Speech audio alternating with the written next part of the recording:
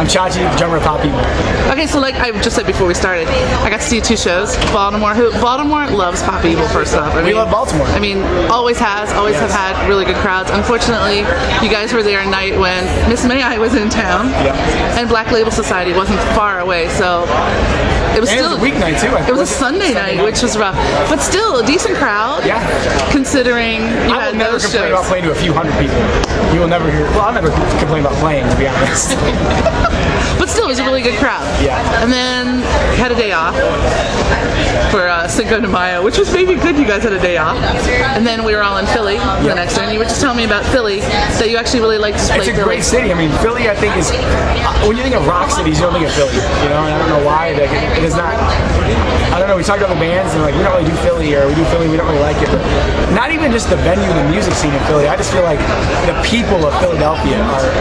There's just like so much culture and flavor, and like that city really has a personality all to itself that no other city captures. And there aren't very many of those. Like New York City does a pretty great job, I feel like, of melting all the cultures together, even globally.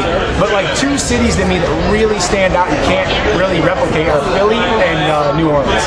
Yeah. Those are 2 places that there's no other place like those places. So Philly's a very cool place, and I really love playing there. So now Philly, did you get a cheesesteak when you were there? This time I did not, but I've been to like 5 places at least prior to that. Actually, there was great cheesesteaks. There's great pizza right there too. Pizza right on the yes, that's where we went. Unbelievable. They're huge slices. It's like almost a whole pizza. $3 for the pizza steak, but you still want to eat 4 of them because they're so. We did it. We went to Lorenzo's after the show. So for cheesesteaks, which is the best place? That's really tough. I mean, a lot of people get the wrong cheese, and that ruins it. So which do you like? Out of Pat's and Gino's, I'm a Pat's guy. But there's also Jim's, which is I killer. love Jim's. That's where we Jim's went. is really great. And there's another place I was taken to that I don't remember the name of. But it was like a Jim's. Like not Jim's is still pretty well known, but if you're like a tourist, you don't know it probably. No, you always know Pat and Gino's because they're the 2 that compete. And they're right across the street. And there's lines in the road and stuff. Yeah. But I mean, there's really not a bad cheese thing. It's like pizza. So which cheese do you put on yours? Provolone. Always provolone. See, I do American only. I like the contrast in flavor. Some people like American because it melts better. Provi doesn't melt. It does. It does. It does. The big thing also with Philly, Brittany, who doesn't know this as well, is Cheese Whiz. They put on their cheese. They whiz it. I'm not a Cheese Whiz person either. Yeah, it's kind of. It's not the. If it's your thing, that's great. No, but it's like I don't do that. My cousins visited from Wisconsin, and they had read up on Philly, and it was like you had to go to Pat and Gino's. Yep. So I'm like, really? But we ended up getting subs and splitting them, so we got some from both. That's what I did the first time I went. My girlfriend and I both got 1 at each and split it. I mean, if you're a tourist especially, you have to go to Pat's and Gino's. Like, you do. The locals are like, oh, it's not good. First of all, it's good. And it's like, it's just a... Regardless, it's a Philly cheesesteak. Yeah, it's like a bucket list thing, you know? You know, you have to, it's one of the things you have to go to Philly and get a cheesesteak. It's like Chicago, you need to get a beef sandwich or pizza from Chicago. It's just those things you need to do. New Orleans, muffaladas, po' boys, it's just those things you have to get in certain cities to try. It's one good thing about our job is the travel. You do. It's challenging sometimes to keep my diet under control. Yeah, you do the CrossFit.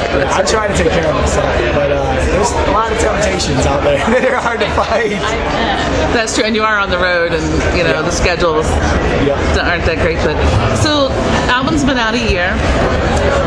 Get me up to date on Pop Evil. What's going to happen this year? I mean, it's been a crazy couple of years with these singles. Yeah, they're doing great, which is wonderful. Yeah, I mean the band's been a band for a long time, and finally. Yeah, it's definitely getting there, and like we've always done, though, you know, we never wanted to be a flash in the pan. We weren't looking for that one song to skyrocket us to the top. We've been very content with our steady climb and just keep grinding. But yeah, it's been a great year. I can't put into words like how thankful, and it doesn't even feel like it's real, you know. We have to stop and kind of take a deep breath sometimes to push forward, but we're back to Rock on the Range, so I mean, to put it in the present, that's amazing. We're back on the stage. After this, we're going to shortly announce, I can't yet, but shortly after today, we're announcing a big tour. When is that being announced? When is that being announced? I want to say within the next week or two. Okay. I know that the big pullback was today. So after today, really? Okay. I doubt we'll announce it tomorrow, but soon. And then fall, it looks like we're going back to Europe. Awesome. I would say with who, but I don't think we even know yet. There's a lot of talks and guesses, but it looks like October, November we'll go back into Very Europe cool. and then finish the year up. It looks like January we want to start a new record, which is crazy. Perfect timing though. I mean, because you really, with today the way music is, you're as good as your last single, basically. I mean, it's unfortunate that that's the way things are. It's very digital world, yeah.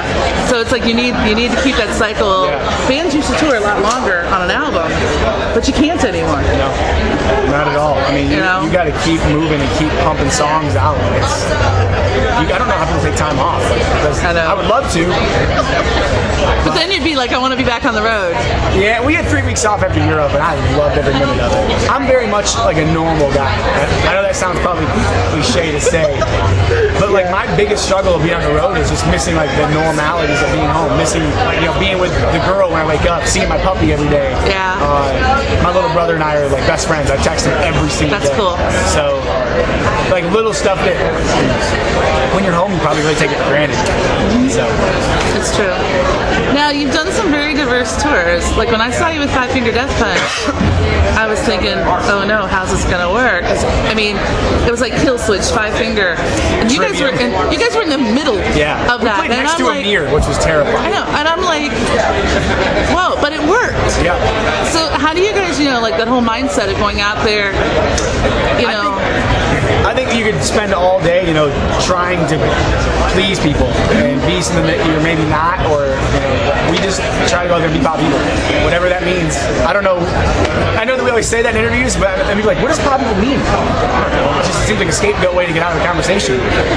We find a way to make it work to tour with Theory of a Dead Man one week, and then the next week with Five Finger, and then the next week with now we're with Escape the Fate, which is I think is a really weird bill, but the whole bill I thought was too. Yeah, but I was Avatar like, and Glamour to Kill. But then it was like, it works. I think as long as you I think you can take out, a band here and a band here, as long as you have some openers or filler in between bands that smear them together, really, you sound like us and Five Finger sound crazy maybe together, but on that tour, we were probably the most similar band. Like, Trivium doesn't sound anything like us, but doesn't sound anything like a mirror, and doesn't sound like Kill Switch, so it was just... Was that the one that Battlecross too? Yeah, and Battlecross. Yeah, I don't think Battlecross is on that tour. I mean, they come out and scream and throw. They're like a great thrash metal band, and then we're on like 2 bands later. Yeah. Whoa. It shocked me. Because you guys could easily like do an acoustic tour. Yeah. Seven Dust is doing that now, and they're another band that can kind of tour with the heavier guys, but find ways. And they're heavy as well. And he could see his great melodic voice. I would tour Seven Dust the rest of my life. It's a good tour. That is a good tour. So a couple fun questions I want to do. I want you to pick 3 songs by other bands that make up the soundtrack of your life. Easier to talk about your music. I think this would have changed. This is something that probably changes as I grow and mature.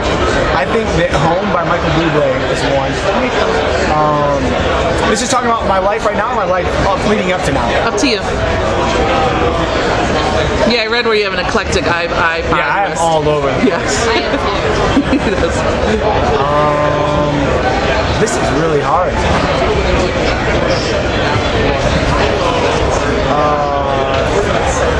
There's a song called This Is How It's Gonna Be by the Polar Mob, which is probably my favorite band. Not really well known, but they were on Roadrunner for a few years. This Is How It's Gonna Be is definitely a song on there. And